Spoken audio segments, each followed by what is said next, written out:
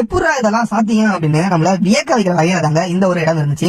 சுத்தியும் கடலுக்குள்ளார ஒரு கிணறுக்குள்ளார வற்றாத ஒரு நன்னீர் ஊற்று. இப்படி பார்க்கும் போதே நம்மள ஆச்சரியப்படுத்தின ஒரு இடம் தாங்க இந்த இடம். இந்த இடம் எங்க இருக்கு அப்படின்னு கேட்டீங்கன்னா ராமேஸ்வரத்துல தாங்க.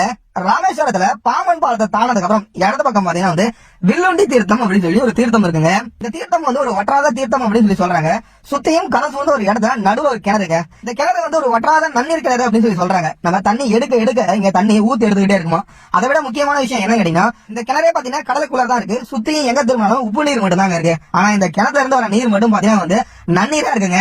இந்த தண்ணியை நம்ம அப்படியே வாளில கொண்டு குடிக்கலாங்க. அந்த அளவுக்கு இந்த தண்ணி சுவையாவும் இருக்குங்க. இப்படிப்பட்ட நம்ப முடியாத ஒரு அதிசயத்துக்கு பின்னாடி ஒரு புராண வரலாறும் இருக்குங்க. அது என்னன்னா ராமாயண புராணப்படி ராமரும் சீதையும் இங்க இருக்கும்போது சீதைக்கு வந்து தாகம் எடுத்திருக்கு. அந்த தாகத்தை போக்குறதுக்காக சுத்தையும் கடல் சூழ்ந்த ஒரு இடத்த தன்னுடைய வில்ல கொண்டு ஒரு ஊற்றை உருவாக்குறாரு. அந்த ஊற்று தாங்க இந்த வற்றாத கிணறு. இந்த ஊற்றை வில்லுண்டி தீர்த்தம் அப்படின்னு சொல்லி தான் அழைக்கிறாங்க. ராமேஸ்வரத்துக்கு வர நிறைய மக்கள் தவறாம வந்து பாக்குற ஒரு இடமா இந்த வில்லுண்டி தீர்த்தம் இருக்குங்க. இந்த இடமும் பார்க்க ரொம்ப அழகா இருக்குங்க. கடலுக்குள்ள இருக்க அந்த கிணறை கொஞ்சம் உயரப்படுத்திருக்காங்க. அதுக்கு செல்றதுக்கு படிக்கட்டு தான் அமைச்சிருக்காங்க. கடலுக்குள்ள ஒரு 20 மீட்டர் நம்ம உள்ளார நடந்து போற மாதிரி ஒரு செட்டப் இருக்குங்க. அங்க இருந்து பாக்குற வியூவும் நல்லா இருக்கு. அந்த தண்ணியும் குடிக்க சுவையா இருக்குங்க. நீங்க அடுத்த முறை ராமேஸ்வரம் போனீங்கன்னா மறக்காம இந்த வில்லுண்டி தீர்த்தத்துக்கு போயிட்டு வாங்க. நன்றி, வணக்கம்.